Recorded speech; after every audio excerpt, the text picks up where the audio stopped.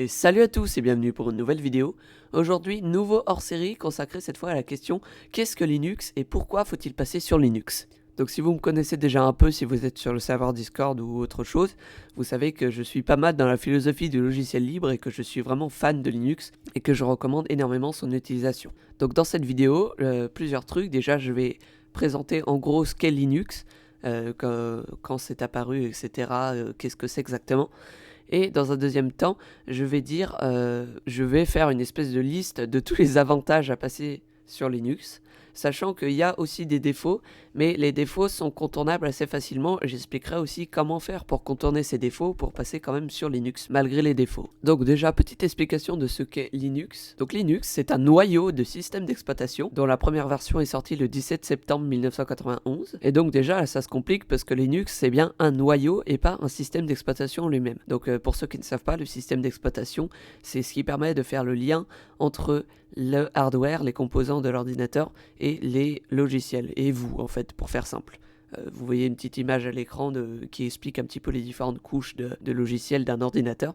Donc par exemple, d'autres logiciels d'exploitation, c'est Windows ou macOS. Mais je pense que si vous regardez cette vidéo, c'est que vous savez déjà ce que c'est un système d'exploitation. Donc pour en revenir à Linux, donc c'est un noyau de système d'exploitation, c'est un petit peu le cœur, donc à la base pas d'interface graphique ni rien.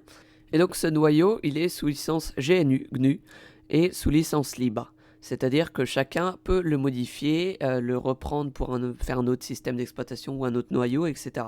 C'est-à-dire que le code, il est partagé comme on veut puisque c'est également en open source. Et donc autour de ce noyau, on va créer ce qu'on appelle les distributions Linux, c'est-à-dire des systèmes d'exploitation en eux-mêmes, et donc qui vont se servir du noyau Linux et mettre autour des interfaces graphiques, etc., tout ce qu'il faut pour faire un OS complet. Donc pour les connaisseurs, ne vous inquiétez pas, je simplifie à mort, c'est normal, c'est pour être compréhensible du plus de monde possible. Des distributions Linux, vu que c'est sous licence libre, il y en a des centaines et même des milliers, puisque chacun peut créer la sienne. Alors il y en a qui sont plus connus que d'autres, les plus connus étant par exemple Ubuntu, Mint, Fedora, et il y a aussi d'autres que vous connaissez bien mieux mais que vous ne savez pas que c'est des distributions Linux, c'est Android qui est une distribution Linux à la base, qui est basée sous Linux, ou encore Chrome OS qui est la propriété de Google mais qui est techniquement basée sur un noyau Linux. Donc voilà en gros ce qu'est Linux. Donc en fait quand on dit oui moi je suis sous Linux, ça veut dire qu'on utilise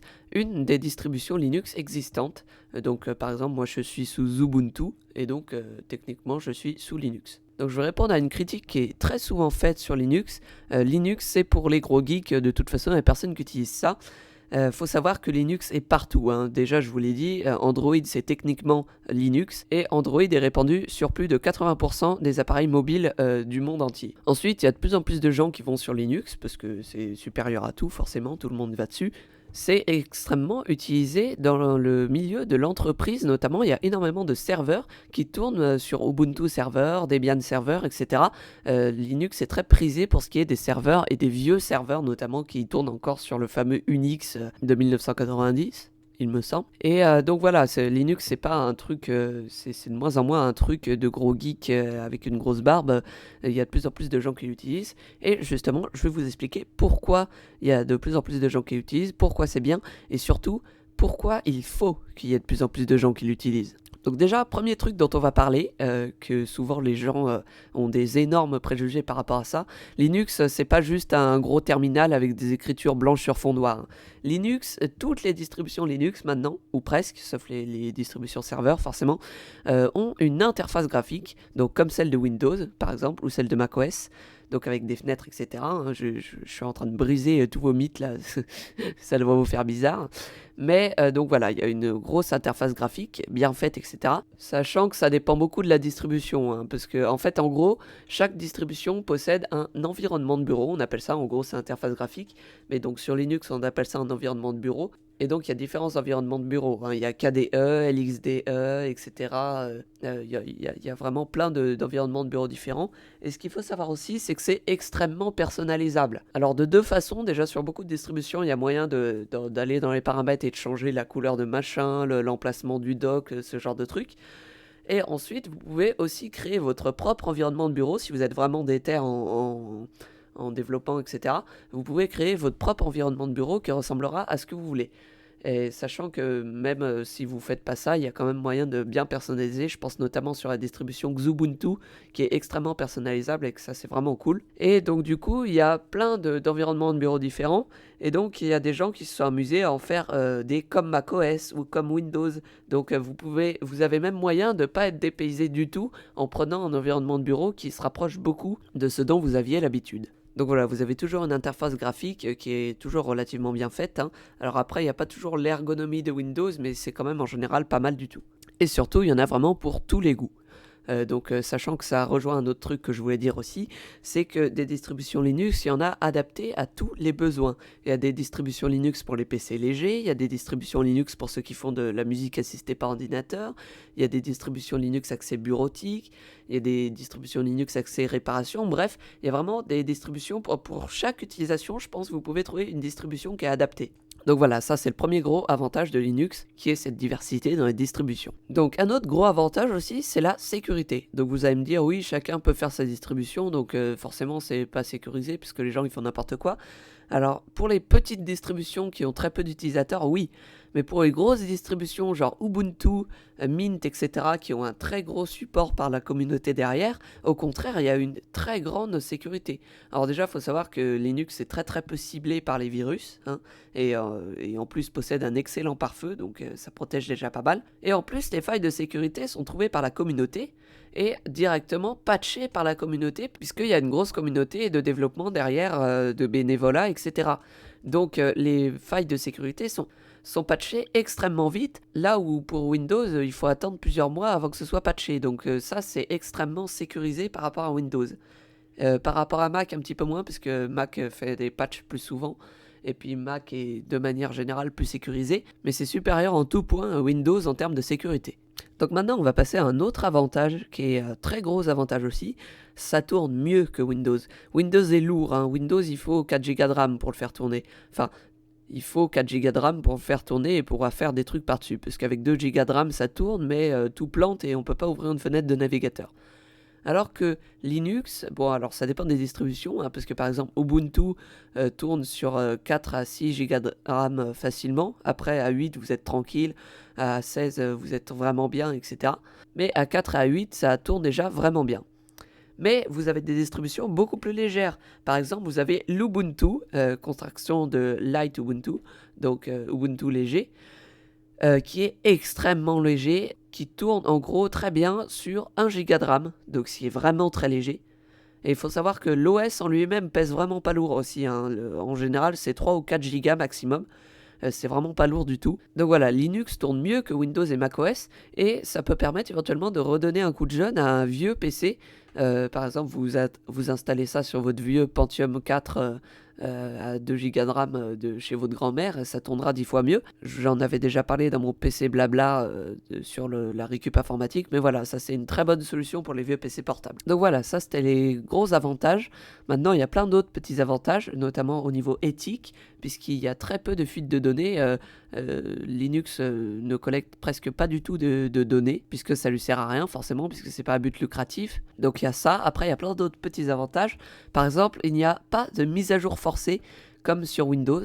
Alors après, je vous conseille de les faire quand même, les mises à jour, parce que c'est souvent des patchs de sécurité ou ce genre de trucs. Mais voilà, Windows force les mises à jour, alors que Linux ne le fait jamais, pour aucune distribution. Donc ensuite, au niveau des autres avantages, on a le support continu par la communauté, c'est-à-dire que vous avez des sites de communauté, par exemple vous avez le wiki Ubuntu et le forum Ubuntu, et donc ça permet d'être facilement aidé par la communauté, alors que Windows, pour avoir de l'aide, bon c'est un peu plus compliqué quoi. Ensuite, c'est bien plus stable Linux, c'est-à-dire qu'il y a beaucoup moins de crash et il faut beaucoup moins redémarrer de manière forcée et tout par rapport à Windows, donc ça c'est bien aussi. Autre avantage aussi, la console. Alors la console, ça va peut-être vous faire peur un petit peu, on appelle ça le terminal sur Linux. Mais donc c'est cette fameuse fenêtre avec des écritures blanches sur fond noir. Et donc vous allez peut-être en avoir peur pendant les premiers temps, mais cette console est extrêmement puissante et ce n'est pas un émulateur par rapport à la console de Windows qui est un émulateur, le CMD, le fameux CMD, l'invité de commande, comme certains l'appellent. Donc cette console Linux est extrêmement puissante et permet de faire plein de choses et d'installer des logiciels, etc. bien plus facilement. Et vous verrez, on s'y fait vite, hein, en cherchant un petit peu sur internet, si vous touchez un peu à l'informatique, ça ira.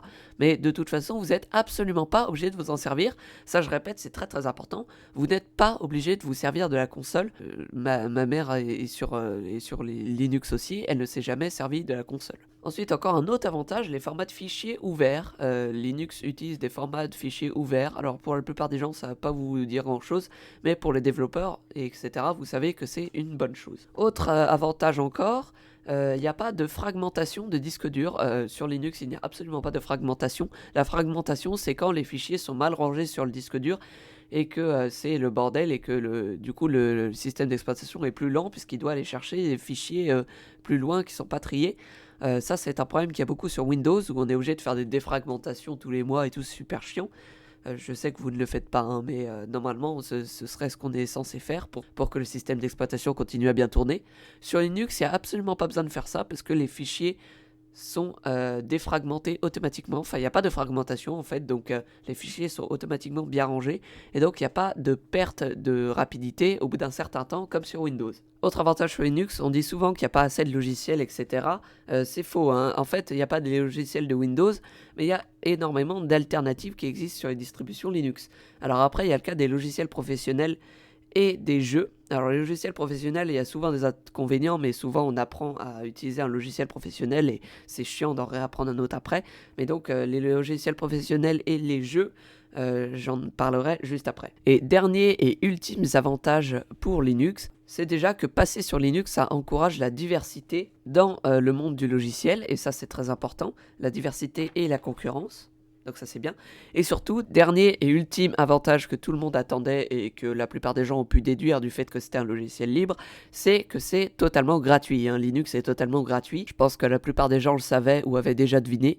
Mais voilà, donc c'est totalement gratuit, il n'y a absolument rien à payer. Les développeurs de Linux travaillent en bénévolat, à peu près tous, il me semble. Donc voilà, ça c'est vraiment un très bon point aussi, c'est l'ultime point favorable à Linux. Maintenant, on va revenir à ce fameux défaut de pourquoi mes jeux ils sont pas disponibles sur Linux et pourquoi mes logiciels pro ils sont pas disponibles sur Linux. Et bien ça vient d'un cercle vicieux très simple que je vais vous exposer maintenant.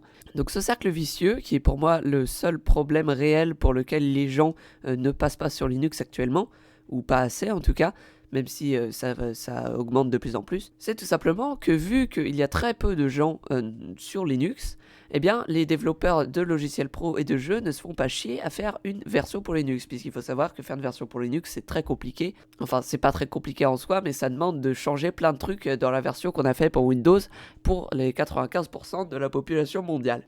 Et donc ils ne se font pas chier à faire ces changements puisqu'il n'y a pas assez de monde. Du coup, vu que certains jeux et logiciels ne sont pas disponibles, les gens ne passent pas sur Linux. Donc vu que les gens ne passent pas sur Linux, les développeurs ne se font pas chier à faire une version pour Linux, etc. etc. Et c'est un cercle vicieux qui fait que du coup, tant que les gens ne passent pas sur Linux, parce qu'il n'y a pas de logiciel, eh bien les logiciels n'arrivent pas pour Linux. Et donc, il va y avoir un moment où il va falloir trouver des moyens de passer sous Linux, malgré le fait qu'il n'y ait pas ces jeux et logiciels, et sinon ça va être un cercle vicieux qui va continuer jusqu'à l'éternité de l'infini de l'au-delà. Donc vous l'avez compris, ce cercle vicieux est assez problématique. Donc maintenant, comment briser ce cercle vicieux? Eh bien c'est simple, il va falloir augmenter le nombre d'utilisateurs de Linux. Mais comment faire ça si on n'a pas accès à nos jeux et à nos logiciels dont on a besoin ou dont on a envie de jouer? Et bien tout simplement, on va passer partiellement sur Windows. Alors il y a plusieurs moyens de faire ça. Déjà, vous pouvez utiliser l'émulateur Win, qui est disponible sur Linux et qui permet de jouer à des jeux ou d'utiliser des logiciels qu'on utilise d'habitude sur Windows, mais qui ne tournent pas super bien et qui crashent souvent. Ensuite, deuxième possibilité, on utilise une machine virtuelle, c'est-à-dire un système d'exploitation Windows à l'intérieur de Linux, et donc comme ça on utilise les deux. Et troisième possibilité, on utilise le dual boot qui est pour moi la meilleure solution, c'est-à-dire que sur Linux vous avez la possibilité d'avoir plusieurs systèmes d'exploitation sur l'ordinateur, et donc ici vous pouvez mettre Windows et Linux. Donc ce qui va se passer concrètement, c'est que votre ordinateur automatiquement il va démarrer sur Linux, mais qu'au démarrage vous pourrez choisir de démarrer sur Linux ou Windows, ce qui va vous permettre de faire la plupart de vos trucs sur Linux, et quand vous avez besoin de jouer à un jeu ou d'utiliser un logiciel, vous allez sur Windows. Alors oui, je sais que c'est chiant de devoir redémarrer à chaque fois et tout, mais ça a le mérite d'être la meilleure solution. Et surtout, le plus important, c'est vraiment d'augmenter le nombre d'utilisateurs de Linux. Vous n'êtes pas obligé d'utiliser tout le temps que Linux, hein, mais il faut augmenter le plus possible le nombre d'utilisateurs pour que ça devienne une part conséquente des utilisateurs d'ordinateurs et que donc les développeurs se bougent le cul, si vous me passez l'expression, pour faire des versions pour Linux. Donc voilà les différentes solutions pour briser le cercle vicieux et arriver à avoir des systèmes d'exploitation Linux qui sont vraiment utilisables à 100% et qui n'ont absolument aucun inconvénient. Puisque à part le fait qu'il n'y a pas tous les jeux et tous les logiciels pro disponibles sur Linux, franchement, je ne vois aucun inconvénient à passer sur Linux. Je vous invite à me dire dans les commentaires si vous voyez des inconvénients, mais moi, en tout cas, j'en vois pas. Donc voilà, j'ai à peu près tout dit ce que je voulais dire sur Linux dans cette vidéo. Maintenant, 2 derniers petits trucs. Vous pouvez tout à fait essayer Linux sans l'installer. C'est tout à fait possible. Et surtout, je vous invite vraiment à le faire puisque ça va vous permettre de vous faire une idée correcte de ce que c'est et de pourquoi c'est tellement supérieur à Windows. Je sais que je fais un petit peu fanboy, mais vraiment, je ne comprends pas pourquoi il y a autant de gens qui ne veulent pas passer sur Linux ou hésitent. Parce que franchement, il y a énormément d'avantages. Donc voilà, c'est déjà la fin de cette vidéo, j'espère qu'elle vous a plu. Moi, dans quelques semaines, je sortirai une vidéo sur comment faire un dual boot. Donc comment avoir Windows et Linux sur sa machine. Et dans la description, vous aurez aussi une vidéo de Texama qui expliquera comment installer Linux Ubuntu ou juste l'essayer. Donc voilà, c'est déjà la fin de cette vidéo, j'espère qu'elle vous a plu. Si c'est le cas, laissez un pouce bleu et mettez un commentaire. Et si c'est pas le cas, mettez un pouce rouge si vous voulez. Mais par contre, expliquez-moi dans les commentaires pourquoi c'était pas bien et qu'est-ce que je peux faire pour améliorer. Voilà, sinon vous pouvez visiter mon serveur Discord où on est plus de 100 membres et où c'est super bonne ambiance, etc. Et éventuellement follow mon Twitter. Sur ce, je vous dis à plus pour de nouvelles vidéos.